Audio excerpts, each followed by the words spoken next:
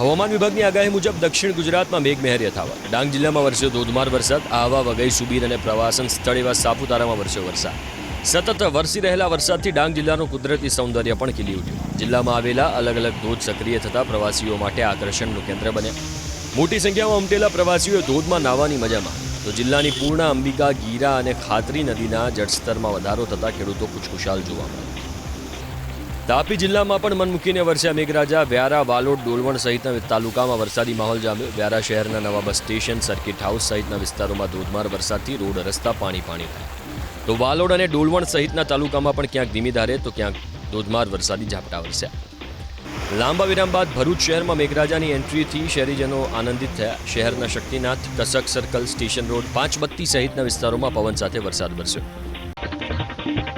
ડાંગ જિલ્લામાં વરસેલા ધોધમાર વરસાદથી સ્થાનિક નદીઓમાં ઘોડાપૂરની સ્થિતિ. અંબિકા, પૂર્ણા અને ખાપરી નદીના જળસ્તરમાં ધરખમ વધારો થયો. અંબિકા નદી પર આવેલા સુસરદા કોઝવે પર નદીના પાણી ફરી વળ્યા. કોઝવે ઉપર પાણી ફરી વળ્યા છતાં કેટલાક ગ્રામજનો જીવના જોખમે કોઝવે પાસ કરતા એબીપી અસ્મિતાના કેમેરામાં કેદ થયા.